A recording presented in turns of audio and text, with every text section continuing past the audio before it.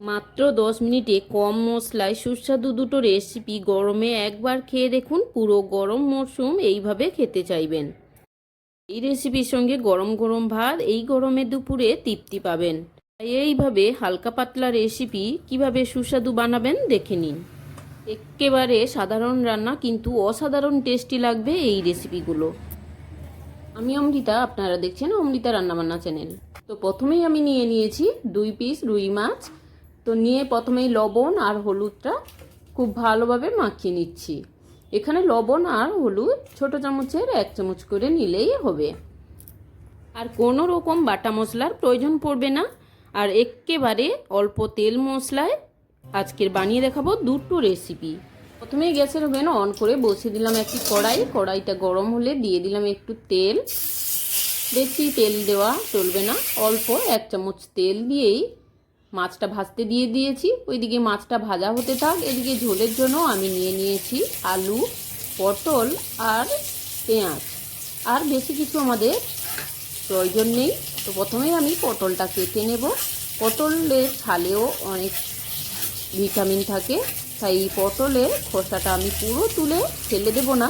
এখানে পটলের খোসাটা আমি বটিতে ঘষে নিয়েছি, আর পটলটাকে মাছ বরাবর কেটে আবারও দেখুন কেটে নিচ্ছি। এইভাবে 4 ভাগ করে নিলেই ঝোলের জন্য পুরোপুরি রেডি। দেখুন পটলের 2 প্রান্ত এইভাবে কেটে পটলটা ঘষে নিতে হবে। আর এদিকে মাছের এক পিঠ আমার ভাজা হয়ে গিয়েছে, অপর সাইডটাও কড়া করে ভেজে নেব। মাছটা এই ঝোলের জন্য একটু কড়া করে ভাজতে হবে। আমি এখানে নিয়ে নিয়েছি 3 আটি গিমা শাক। শাকটা দেখুন আপনারা চেনেন কিনা অবশ্যই কমেন্টে জানাবেন। আর এই শাকটা স্বাদে তেতো হলে কি হবে, গুণাগুণে কিন্তু ভরপুর। এই গরমে আমাদের শরীরের জন্য খুবই উপকারী। আর এই শাকটা কিভাবে বেছে নেবেন দেখে নিন। শাকের ডগাগুলো ঠিক কেটে নিচ্ছি, আর নরম শাক হলে শাকের পাতাগুলো সমস্ত নিয়ে নেবেন। আর শাকের এই বাড়তি অংশটা অবশ্যই ফেলে দিতে হবে। শাকটা দেখুন কেমন করে কেটে নিয়েছি, আর এই বাড়তি অংশটা ফেলে দেব। ঠিক এই একইভাবে পুরো শাকটা আমি বেছে নেব। আমরা সবাই জানি নিয়মিত গিমা শাক খেলে ডায়াবেটিস নিয়ন্ত্রিত থাকে। এছাড়াও অ্যাসিডিটি, গ্যাস, বদহজমের সমস্যা হয় না। আর এতে আছে প্রচুর পরিমাণে ভিটামিন সি, তাই এই শাকটা অবশ্যই খাওয়া দরকার। এছাড়াও অরুচি থেকে রুচি ফিরিয়ে আনতে গিমা শাকের জুড়ি মেলা ভার। আর এতক্ষণে দেখুন শাক বাছাও হয়ে গিয়েছে, আর মাছটাও ভাজা হয়ে গিয়েছে, তাই মাছটা ভেজে তুলে নিয়েছি। আবারও গ্যাসের ওভেনে বসিয়ে দিলাম কড়াইটা। তো এখন আমি পটলগুলো ভালোভাবে কেটে ধুয়ে নিয়েছি, আর কড়াইতে অল্প একটু তেল দিয়ে পটলগুলো ভেজে নেব। পটলগুলো ভেজে নেওয়ার জন্য প্রথমেই আমি লবণ দিয়ে দিচ্ছি। আমার যেহেতু ছোটো চামচ তাই 2 বার আমি লবণ দিলাম, আর হলুদ দিয়ে দিলাম 1 চামচ। লবণ আর হলুদটা পরিমাণ মতো দিয়ে ভালো করে কষিয়ে নিতে হবে। পটলটা হালকা ভাজা ভাজা হওয়া পর্যন্ত পটলটাকে ঢাকিয়ে নেব। আর এদিকে দেখুন গিমা শাকটা ভালোভাবে কেটে বেছে ধুয়ে নিয়েছি। এখন এই শাকটাকে রান্না করার প্রসেস করব। আর এদিকে পটল ভাজাও আমার হয়ে এসেছে, তাই পটল ভাজাটা নামিয়ে নিলাম।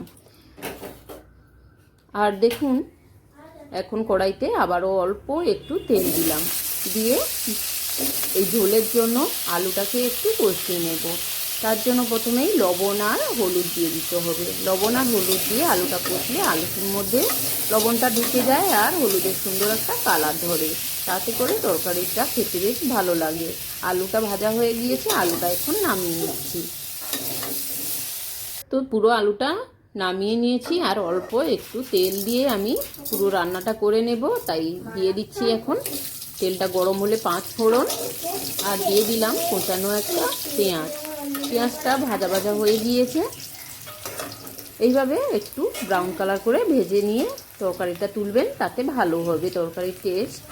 আর এখন দিয়ে দিলাম কাঁচা লঙ্কা। কাঁচা লঙ্কাগুলো চিড়ে নিয়ে দিয়ে দিয়েছি।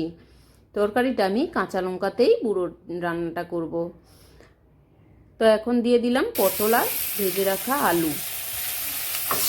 একটু ভেজে নেড়ে চেড়ে দিয়ে দিলাম পরিমাণ মতো জল। জলটা আমি এখানে 2 বাটি মতো দিয়েছি। আপনারা চাইলে 2.5 থেকে 3 বাটিও দিতে পারবেন। ঝোলটা ফুটে ওঠা পর্যন্ত ঢাকনা দিয়ে রাখবো। আর এইদিকে গিমা শাকটা আমি রেডি করে নেব। প্রথমেই দিয়ে দেব পরিমাণ মতো লবণ। আমি এখানে ছোট চামচে 2 চামচ লবণ দিয়েছি। আর দিয়ে দিচ্ছি পরিমাণ মতো হলুদ গুঁড়ো। দিয়ে দেব এখানে জিরের গুঁড়ো। জিরে গুঁড়ো দিলে ভালো টেস্ট হবে। আর এখানে দিয়ে দেব 2টো কাঁচা লঙ্কা।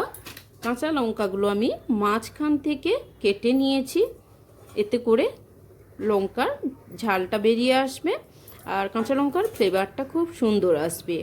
আর এখানে দিয়ে দিচ্ছি একটা মাঝারি সাইজে পেঁয়াজ কুচি। পেঁয়াজ সঙ্গে দিয়ে দিলাম সরিষার তেল 1 চামচ। এখন সমস্ত কিছুকে হাত দিয়ে ভালো করে মাখিয়ে নিতে হবে। এই শাকটা এমন সুন্দর করে মাখাতে হবে যাতে করে সমস্ত মশলা শাকের মধ্যে ঢুকে যায়। যেহেতু কড়াইতে খুব একটা বেশি নাড়াচাড়া করব না, সেই জন্য একটু ভালোভাবে মাখিয়ে নিতে হবে। ঠিক আমি যেভাবে মাখিয়ে নিচ্ছি দেখুন, ঠিক এইভাবেই মাখিয়ে নেবেন, তাহলে তরকারির টেস্টটা একদম পারফেক্ট হবে। দেখুন কত সুন্দর হয়েছে মাখানোটা। এখন গ্যাসের ওভেনটা অন করে বসিয়ে দেবো একটি কড়াই। দিয়ে দিচ্ছি 1/2 চামচেরও কম, একেবারে অল্প একটু সরিষার তেল। আর এখন দিয়ে দিচ্ছি 1/2 চামচেরও কম কালো জিরে। কালো জিরেটা দিলে এই তরকারির টেস্ট দ্বিগুণ বেড়ে যায়। তো কালো জিরেটা ভাজা হলে দিয়ে দিচ্ছি এখানে মাখিয়ে রাখা শাক। আর এখানে দিয়ে দিচ্ছি এই প্লেটটা ধুয়ে অল্প একটু জল, অল্প দেখতেই বুঝতে পারছেন, অল্প একটু জল। এখন ঢাকিয়ে দেব এই শাকটা সেদ্ধ হওয়া পর্যন্ত, অর্থাৎ 5 থেকে 7 মিনিট টাইম লাগবে। আর এদিকে আমার আলু পটলের ঝোলটাও হয়ে গিয়েছে। এতক্ষণে পটল আর আলুটা সুন্দরভাবে সেদ্ধ হয়ে গিয়েছে। আমি একটা আলু কেটে দেখাচ্ছি, দেখুন আলুটা কত সুন্দর সেদ্ধ হয়েছে। তো এখন আমি এখানে অ্যাড করে দেব যেই মশলাটা আমি ভেজে রেখেছিলাম, অর্থাৎ 1 চামচ ধনে আর 1 চামচ জিরে আমি ভেজে গুঁড়ো করে রেখেছিলাম। এই গুঁড়ো মশলাটা এখন দিয়ে নেড়ে চেড়ে মিশিয়ে নিতে হবে।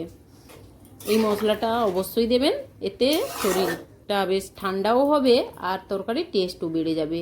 নেড়ে চেড়ে এখন আমি দিয়ে দিলাম ভেজে রাখা মাছ।